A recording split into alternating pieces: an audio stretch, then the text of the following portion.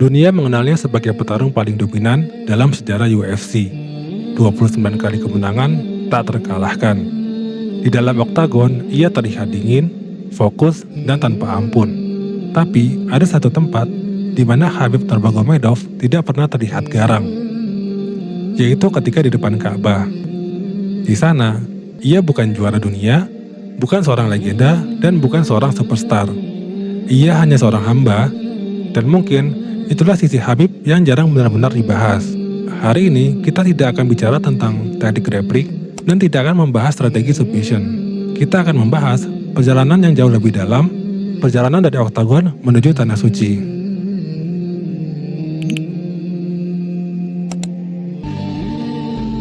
Khabib lahir pada 20 September 1988 di sebuah desa kecil bernama Sildi, Dagestan, Rusia. Daerah pegunungan, lingkungan yang keras, dan budaya disiplin yang tinggi. Ayahnya bernama Abdulmanap Nurmagomedov.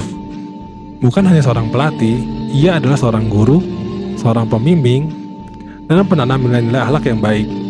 Sejak kecil, Khabib tidak hanya diajarkan cara bertarung, ia diajarkan sholat, diajarkan adab, dan diajarkan bahwa kemenangan bukan tujuan utama.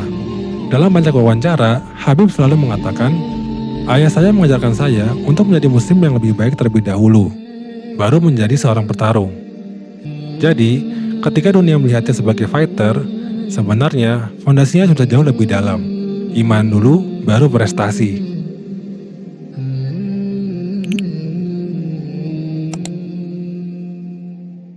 Karirnya di UFC dimulai sejak tahun 2012. Pelan-pelan namanya naik karena gaya bertarungnya yang berbeda.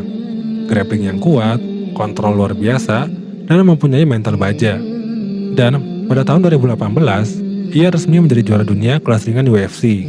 Pertarungannya melawan Conor McGregor menjadi salah satu laga paling besar dalam sejarah MMA. Tekanan yang luar biasa, provokasi tanpa henti-hentinya. Tapi setelah menang, apa yang ia lakukan? Ia sujud di tengah sorakan ribuan penonton.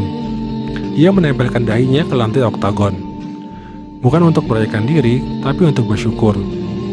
Di momen itu, banyak orang mulai sadar, ini bukan sekedar atlet, ada sesuatu yang berbeda.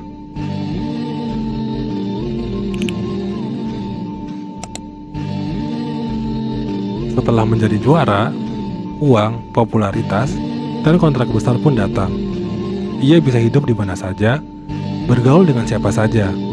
Tapi yang menarik, setiap kali punya kesempatan, ia justru pergi ke Mekah.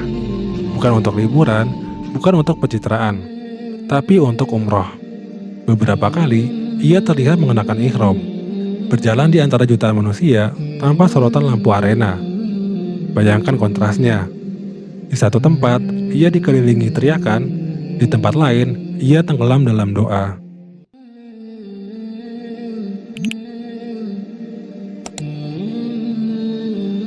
Apa sebenarnya yang dicari Khabib di Tanah Suci? Dalam beberapa unggahannya, ia pernah menulis bahwa Mekah adalah tempat di mana jiwa terasa dibersihkan. Bukan tubuhnya yang kuat yang ia bawa ke sana, tapi melainkan hatinya. Umrah baginya bukan sekedar ritual, itu adalah pengingat bahwa sehebat apapun manusia di dunia, di hadapan Allah, semuanya sama dan merupakan makhluk yang lemah. Di sana, tidak ada sabuk juara, tidak ada ranking, tidak ada rekor 29 kali menang tanpa terkalahkan.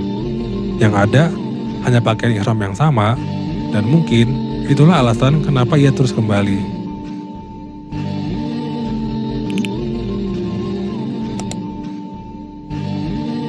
Tahun 2020 menjadi tahun paling berat dalam hidupnya.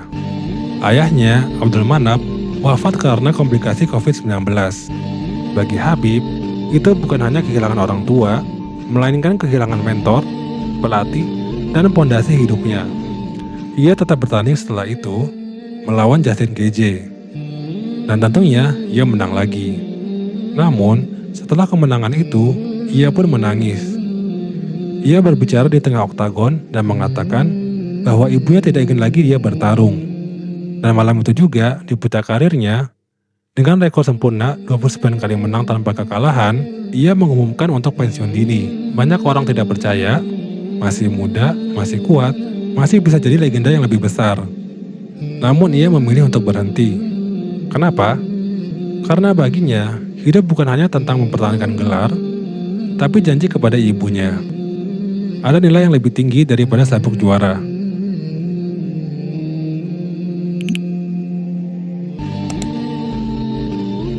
Setelah pensiun, ia tidak tenggelam dalam dunia hiburan. Ia fokus pada keluarga, bisnis yang halal, dan aktivitas keagamaan. Ia beberapa kali kembali ke Tanah Suci.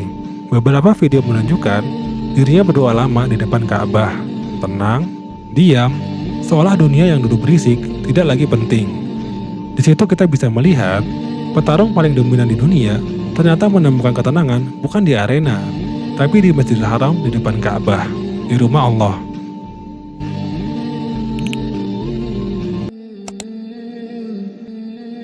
Kita sering berpikir kekuatan itu identik dengan fisik, padahal mungkin kekuatan terbesar adalah mengetahui kapan harus berhenti. Mengetahui kapan dunia tidak lagi menjadi prioritas. Habib bisa saja terus bertarung, menghasilkan ratusan juta dolar lagi. Tapi ia memilih cukup, dan itu bukan keputusan yang lemah. Itu keputusan yang sangat kuat. Karena tidak semua orang mampu meninggalkan puncak karirnya.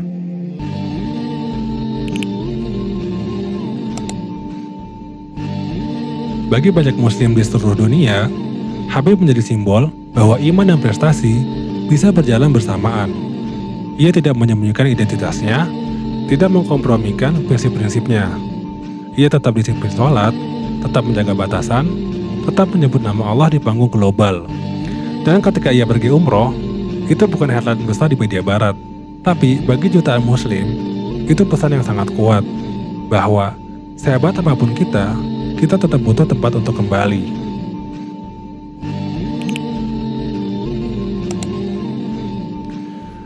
Mungkin kita bukan petarung UFC, dan mungkin kita tidak punya jutaan followers, tapi kita semua punya oktagon masing-masing. Tempat di mana kita bertarung, tempat di mana kita berjuang, dan tempat di mana ego kita diuji. Pertanyaannya, bukan apakah kita menang di dunia, tapi apakah kita tahu kemana harus kembali ketika semuanya selesai. Habib menunjukkan satu hal sederhana. Kemenangan terbesar bukan ketika lawan menyerah, tapi ketika hati kita tetap tunduk kepada Allah Subhanahu wa Ta'ala. Di dalam ring, ia dikenal sebagai The Eagle, elang yang menerkam tanpa ampun. Tapi di depan Ka'bah, ia hanya seorang hamba yang memohon ampun. Dan mungkin itulah pelajaran terbesarnya, bahwa sekuat apapun kita di dunia, tempat paling aman tetaplah di hadapan Allah Subhanahu wa Ta'ala.